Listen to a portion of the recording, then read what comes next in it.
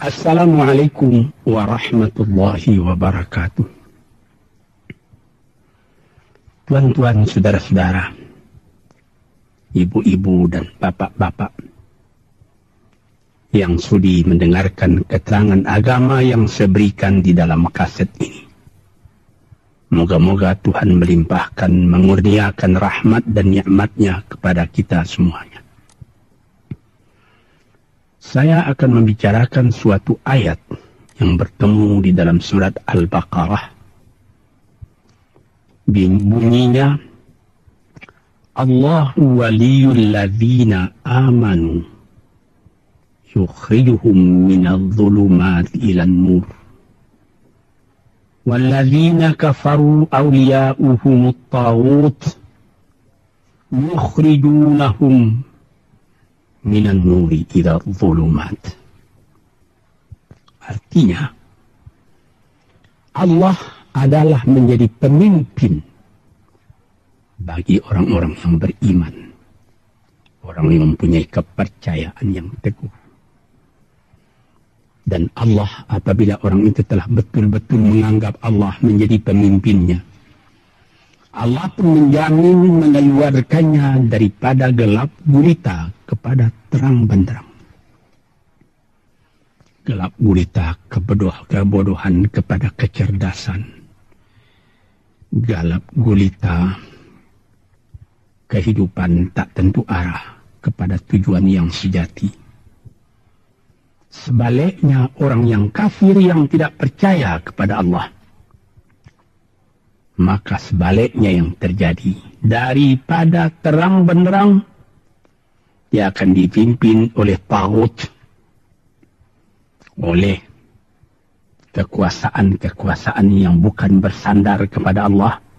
Yang demikianlah yang akan mengeluarkannya daripada terang benderang kembali ke dalam gelap gulita. Oleh sebab itu, rohani manusia itu adalah melalui di antara gelap dan terang kehidupan itu, di antara terang dan gelap kehidupan.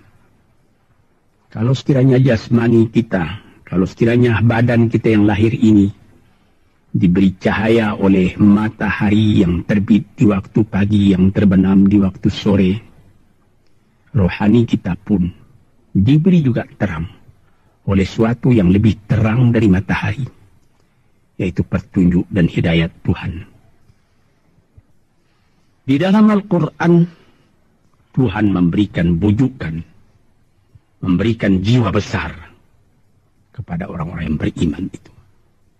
Tuhan bersabda, La tahinu, wa la tahzanu, wa antumul a'launa in kuntum mu'minin. Engkau ini adalah orang yang tinggi kalau engkau tetap memegang kepercayaan kepada Allah Subhanahu wa Ta'ala. Di dalam perjuangan hidup di dunia ini, perjuangan antara yang hak dengan yang batil, antara gelap dengan terang, antara keyakinan dan keraguan, manusia berjalan di sekitar itu. Di kiri dan di kanan kita berjumpalah gelap dan terang itu. Maka diberilah pedoman manusia tadi. Apa pedoman? Walaupun bagaimana hebatnya, geloranya, tofannya, alim bumbunya, ombaknya dan gelombangnya kehidupan itu, manusia mesti teguh berpegang kepada iman. Sebab kehidupan di dunia itu menurut peraturannya ialah tidak ada yang tetap. Yang tetap itu ialah berubah. Berubah itulah ketetapan yang ada dalam dunia. Panas sangat terik, benar, nanti akan hujan. Hujan sangat lebat, benar, nanti akan panas. Di suatu tempat terjadi hujan yang lebat, berhari-hari timbul banjir. Ya, banjir itu tidak tiap hari, nanti dia kering lagi. Di laut demikian pula, ada pasang naik, tergenang ke atas. Besok pagi air itu sudah kering lagi, surut pasang. Begitulah kehidupan di dunia itu.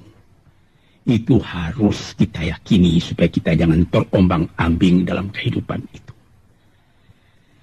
Kalau kita sudah mulai terombang-ambing, tahu-tahu walaupun bagaimana terangnya hari gelap timbul dalam jiwa kita sendiri.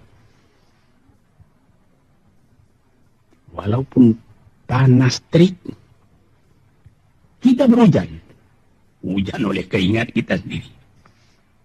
Jadi yang penting di sini menjaga hati itu. Sampai Rasulullah Nabi kita Muhammad sallallahu alaihi wasallam, inna fil jasadi mudghatan. Di dalam tubuh manusia itu ada suatu bekuan darah. Idza salahat salahal jasadu kulluhu wa idza fasadat fasadal jasadu kulluhu. Kalau ini segumpal daging baik, seluruh badan jadi baik. Kalau dia rusak, seluruh badan jadi rusak. Apakah itu? Hati. Hati. Kendali terletak dalam hati kita. Hati artinya penuh. Bukan saja berarti pada daging, tapi pada hati dari hati, isi dari hati, atau juga akal kita. Sebab itu, maka kalau satu waktu saya pernah mengajarkan doa yang mengandung 8 sifat-sifat lemah menghilangkan kemerdekaan manusia, hari ini saya pun akan mengajarkan doa yang diajarkan juga oleh Nabi, bagaimana menjaga hati tadi. Di situ dalam doa itu ada tersebut 4 perkara. Apa disebut? Allahumma inni a'udzubika min qalbin la yakhsha'u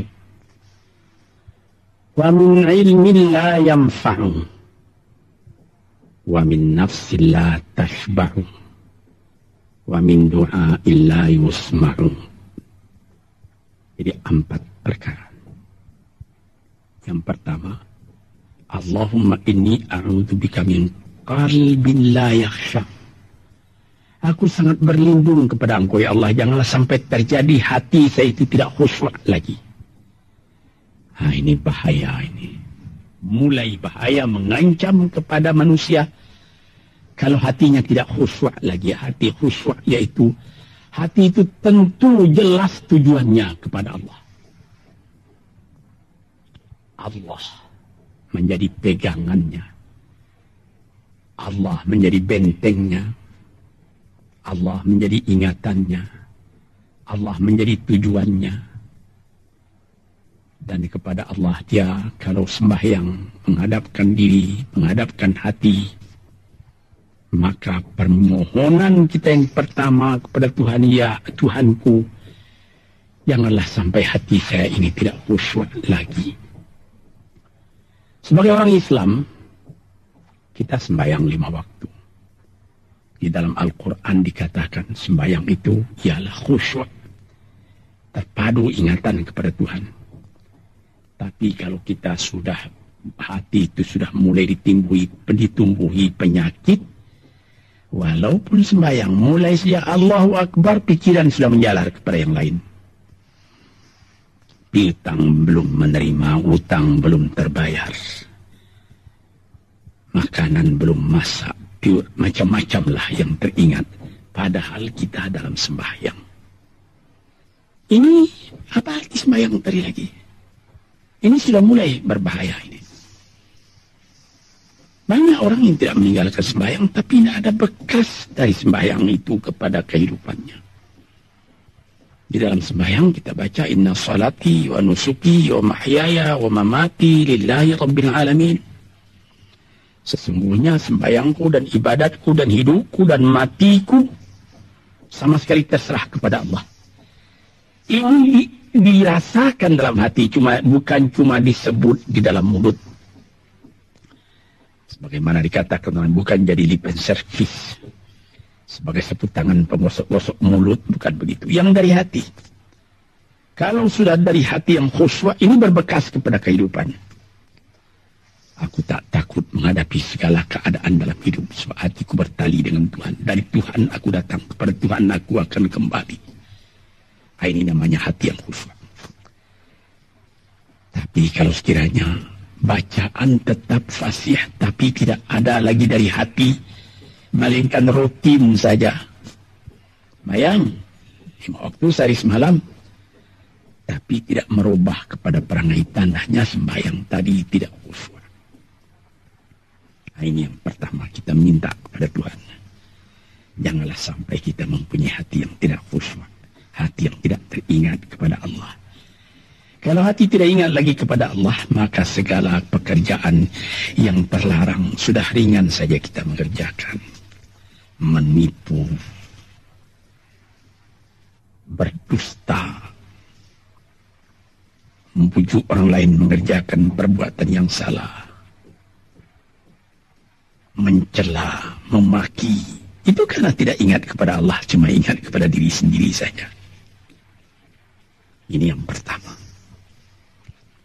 Yang kedua dikatakan, wa min ilmin la yanfa', dan aku berlindung kepada Engkau ya Allah daripada ilmu yang tidak memberi manfaat. Padahal disebutkan oleh ahli-ahli, ilmu yang memberi manfaat itu membawa manusia kepada iman. Al-ilmu yad'u ilal iman. Ilmu itu membawa manusia kepada iman. Sekarang sudah ilmu banyak, tapi tidak membawa kepada iman, melainkan membawa kepada celaka. Sudah maju kepandaian orang, ilmu, pengetahuan orang, teknologi orang, sains orang, knowledge orang, dan segala macamnya. Tapi tidak ada manfaatnya kepada manusia. Cuma bahaya karena ilmu tadi yang datang kepada manusia. Sebagaimana ilmu manusia di abad ke-20 yang sangat penting, yaitu tentang tenaga atom. Maka timbullah bom atom, bom hidrogen, nuklir. Sehingga manusia diancam sekarang ini oleh bahaya atom itu di mana-mana. Apabila kita lihat di televisi, bagaimana mengadakan demonstrasi di Australia, di Jerman Barat, di tempat-tempat yang lain, melihat bagaimana bahaya atom itu kalau terjadi perang dunia yang ketiga. Ya Rabbi ya Karim, bom atom yang jatuh di Hiroshima itu belum ada artinya dibandingkan dengan bom yang sekarang, yang sedang disimpan oleh kerajaan-kerajaan, oleh negara-negara besar untuk menghancurkan. Nah ini ilmu ini.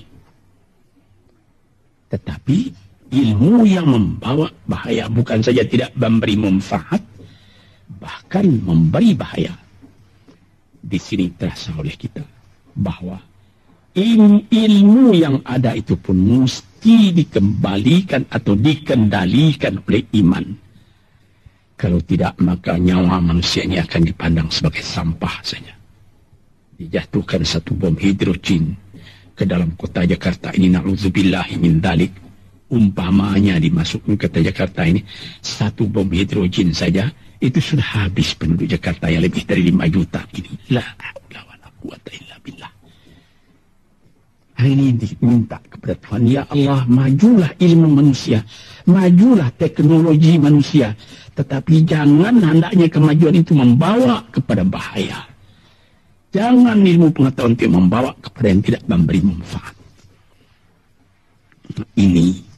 Ini doa yang kedua kepada Allah, Tuhan sarwa sekalian alam. Yang ketiga disebut lagi, wa min nafsin la tashba'u, dan aku berlindung kepada Allah daripada nafsu, daripada diri, daripada ego, daripada tiap-tiap masing-masing diri ini yang tidak merasa kenyang. Ini juga bahaya besar. Inilah yang menimbulkan penjajahan di dunia.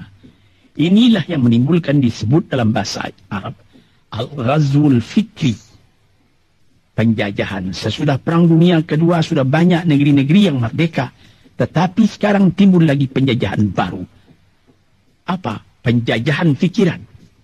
Sehingga bangsa yang merdeka tadi tidak merdeka lagi fikirannya. Dia merdeka di dalam meniru kepada bangsa yang lebih kuat. Itu namanya terjajah juga. Jadi tuan-tuan yang terhormat, apa pangkalnya ini? Daripada nafsu serakah manusia. Nafsu serakah manusia sebagaimana tersebut di dalam hadis. Lau kana libni adama wadiyani min dhahabin labtagha salisan. Wa ma yamla'u jawf ibni adama illa turab. Kalau manusia itu mendapat suatu lembah yang penuh dengan kekayaan emas, suatu lembah, dia ingin supaya mendapat satu lembah lagi yang penuh juga dengan emas. Dapat 2 lembah, dia minta 3 lembah lagi yang penuh dengan iman. Nafsu manusia tidak pernah kenyang. Padahal akhirnya kalau dia sudah menutup mata, tidak ada yang akan memenuhi perutnya melainkan tanah. Saya teringat akan cerita yang disampaikan oleh Graf Leo Tolstoy, pujangga Rusia yang terkenal, bahwa orang yang tidak mempunyai nafsu yang kenyang itu, pada suatu hari katanya, ada satu orang kaya mempunyai tanah yang luas. Dia mengatakan kepada orang, boleh tuan-tuan mengambil tanah kepunyaan saya ini, berapa tuan suka, berapa tuan mau. Syaratnya cuma begini, sepanjang yang tuan berjalan dari timur ke barat, lantas sebelum matahari terbenam, tuan sampai kembali ke tempat tuan melangkah pertama tadi. Berapa saja tuan suka, boleh ambil tanah ini. Maka datanglah si tamak tadi. Tuan yang punya asli tanah tadi mengatakan, bawalah bakal, jangan lapar di jalan nanti. Baik, dibawanya nasi sebungkus, dia berjalan, jalan. Dari pukul 7 pagi. Kalau diambil kekuatan, anaknya pukul 10 dia sudah makan. Melangkah lagi beberapa ratus meter atau sekian, nanti boleh kekuatan buat kembali. Sehingga sebelum matahari terbenam, dia sudah sampai ke tempat dia menuju bermula. Tetapi ini orang bernafsu betul, dia minta supaya banyak tanah yang dapat didapatnya. Dibawanya nasi sebungkus, tapi dia tidak jalan di tengah jalan, tak berhenti, kan nanti berapa meter itu nanti kalau saya berhenti, tanah yang kurang buat saya. Dia terus berjalan. Dia tidak ingat bahwa kekuatan masa pergi yang lebih cepat dengan kekuatan masa pulang yang lambat itu dia tidak taksir. Dia berjalan saja cepat-cepat. Sudah pukul 1 hari, sudah jauh perjalanan. Lantas nanti kembali. Kelemahan badan, kondisi dan situasi tidak sama lagi. Tidak secepat dia pergi dahulu lagi dia pulang kembali. Maka bukan pukul 7 dia sampai, atau pukul 5 sore tadi dia sampai ke tempat dia berjalan bermula, karena dia jalannya sudah lunglai, kaki sudah penat, badan sudah letih. Kira-kira baru pukul 2 dia tidak dapat berjalan lagi karena sudah lapar. Dia coba makan sedikit pun tidak bisa lagi seenak makan yang tadi. Habis makan pun dia berjalan lagi. Pukul 3 dia terhenti. Jauh lagi baru sampai tempat yang pertama. Menurut syarat yang diberikan oleh mempunyai tanah yang pertama, kalau engkau tidak sampai ke tempatmu yang pertama tadi sorenya, tanah ini tidak engkau dapat lagi semua. Memang tidak sampai dia. Pukul 4 dia sudah berhenti berjalan, tidak kuat lagi. Mata sudah gelap. Akhirnya karena terlalu capai, terlalu penat, mati dia di tengah jalan. Berapa dia dapat tanah tadi lagi? Cuma sepanjang badannya untuk kuburannya, yang lain tinggal semua. Ini satu misal yang dibawakan oleh Graf Leo Tolstoy yang sesuai dengan hadis Nabi tadi. Nafsul la tashba. Diri manusia yang tidak pernah merasa kenyang. Kita berkehendak tidak berbatas. Tapi tenaga kita sendiri berbatas. Ini kerap kali tidak dipikirkan oleh manusia. Dia punya angan-angan, dia punya macam teori yang dikeluarkan. Dia lupa bahwa nanti tenaganya itu akan terbatas karena sakit, karena lapar, karena tua. Sebagaimana pepatah dari nenek moyang kita, tanda-tanda dikirimkan lebih dulu bahwa kita tidak akan lama lagi di sini. Apa? Rambut, gigi, mata sudah mulai kabur. Uban sudah mulai bertabur. Gigi sudah mulai gugur. Kulit sudah mulai kendur. Kalau mata sudah kabur, uban sudah bertabur, gigi sudah gugur, kulit sudah kendur, sudah 4 perkara. Yang kelima ialah pintu kubur. Nah, ini kerap kali manusia lupa yang demikian. Sebab itu dikatakan, ya Tuhanku, janganlah sampai aku ditumbuhi oleh penyakit nafsu yang tidak mau kenyang-kenyang itu. Nah ini, kemudian itu timbul lagi doa yang keempat. Disebutkan di situ, wa min du'a illa yusma. Ini lebih berbahaya lagi. Ini sudah puncak dari bahaya. Apa artinya? Dan aku berlindung kepada Engkau ya Allah daripada doa yang tidak didengar lagi. La ilaha illallah. Mendoa ya Allah, kasih aku ini, kasih aku kesempatan, tapi tidak didengar lagi. Tuan-tuan, para pendengar kasetmu yang tercinta, ada tersebut dalam hadis Nabi, wa malbasuhu haram, wa mashrabuhu haram, wa ghudhiya bil haram. Ya Rabb, ya Rabb, fa'anna yustajabu lah. Ash'asa, aghbara. Badan sudah penuh dengan kotoran, penuh debu. Yang mudu ilaihi ila sama, menadahkan tangan keduanya ke langit. Ya Rabbu, ya Rabbu, ya Tuhanku, tolong aku, ya Allah, bela aku. Padahal yang dimakan haram, yang diminum haram, dibesarkan dengan yang haram. Fala yustajabulah. Dengan jalan apa Allah Ta'ala akan mengabulkan doa itu? Badan kotor menghadap kepada yang bersih, meminta diberi kebersihan. Bagaimana caranya? Tuan-tuan yang terhormat, pernah dalam Quran Tuhan mengatakan, la yanzuru ilaihi wa la yukallimuhum Allah wa la yanzuru ilaihi. Allah tak mau mengajak dia bercakap dan Allah tidak memandang kepada dia. Saya sendiri dengan segala kerendahan hati mengatakan bagaimana beratnya kita bertemu dengan seorang orang besar. Lalu dia mengulurkan tangan kepada kita. Tapi mata kita tidak dilihatnya. Sengsara rasanya. Bagaimana dengan Tuhan kalau Tuhan tak mau melihat kita? Nah, sebab itu, para pembaca, pendengar kaset yang tercinta, berdoalah kepada Tuhan supaya hati kita selalu terbuka. Jangan sampai kita mempunyai hati yang tidak khusyuk, ilmu yang tidak memberi manfaat, jiwa yang tidak pernah kenyang, dan doa yang tidak didengar. Ya Allah, dengarkan doa kami dan tunjukkan kepada kami jalan yang benar dan beri kami terang dalam kehidupan ini. Yang keempat ialah wa min du'a illa yusma. Dan aku berlindung kepada Engkau ya Allah. Jangan sampai doaku tidak terdengar, tidak didengar oleh Tuhan. Sebagaimana kita tahu, doa itu adalah mukhul ibadah. Tulang sumsum daripada ibadat kita sendiri kepada Tuhan. Segala perbuatan Kita patrikan dengan doa, dengan harapan mudah-mudahan diizinkan oleh Allah.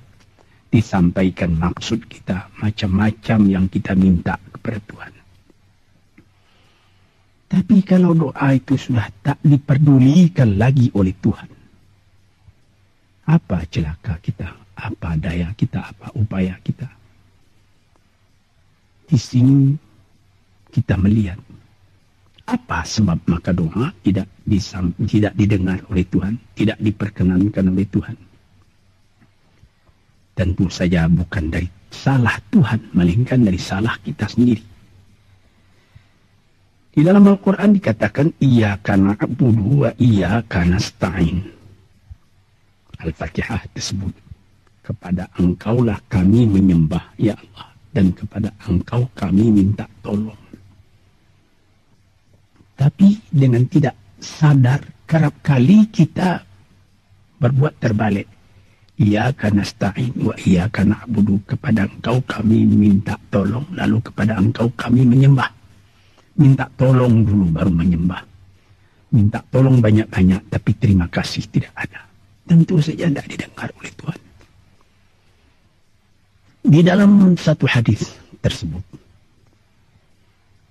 Asy'asa al-Rabbara yamuddu yadayhi ila as-sama'i ya Rabbu ya Rabbu wa mat'amuhu haramun wa mashrabuhu haramun wa malbasuhu haramun wa ghudhiya bil haram fa anna yustajabu lah. Badan sudah kotor, sudah berkerunyut, kesusahan, kegelisahan kehidupan terbayang kepada tubuh sendiri. Lalu menadahkan tangan ke langit meminta kepada Allah, ya Tuhanku, ya Tuhanku.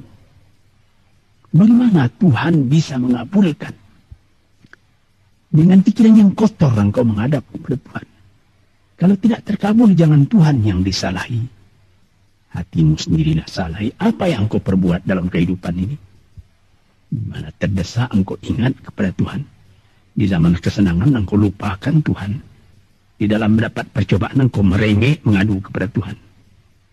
Jiwa yang seperti ini janganlah sampai timbul pada diri kita sendiri. Saya sudah mengalami apabila saya berhadapan-hadapan dengan orang besar. Saya ingin dia menghadapkan matanya kepada saya. Apa kabar saudara? Kabar baik. Dia lihat mata saya lihat mata dia. Tapi kalau ketika dia bersalam dengan saya, dia melihat kepada orang lain, bukan main sakit hati saya. Apa salah saya maka dia begitu? Mengapa tidak saya yang dipandang? Sedangkan dengan sesama manusia lagi begitu perasaan kita. Bagaimana dengan Tuhan? La yanzuru ilaihim wa la yukallimuhum. Allah tidak memandang sebelah mata kepada Allah, kepada kita. Allah tak mau cakap, tidak mau bercakap dengan kita sepatah pun. Langit mana tempat kita bernaung, bumi mana tempat kita berpijak kalau sudah demikian keadaannya. Nah, ini yang dijaga tuan-tuan yang terhormat dalam doa keempatnya itu.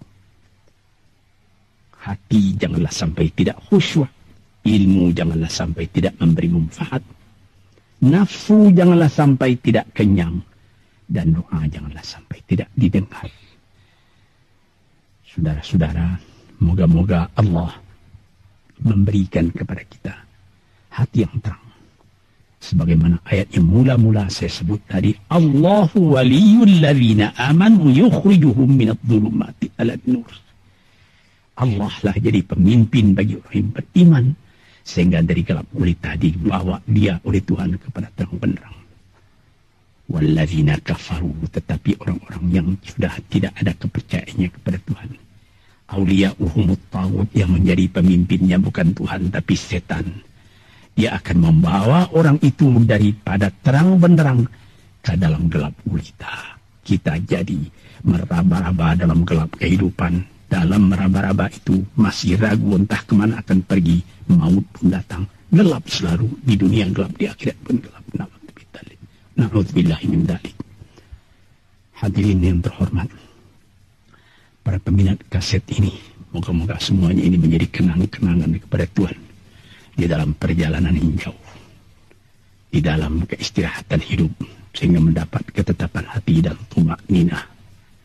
Assalamualaikum warahmatullahi wabarakatuh.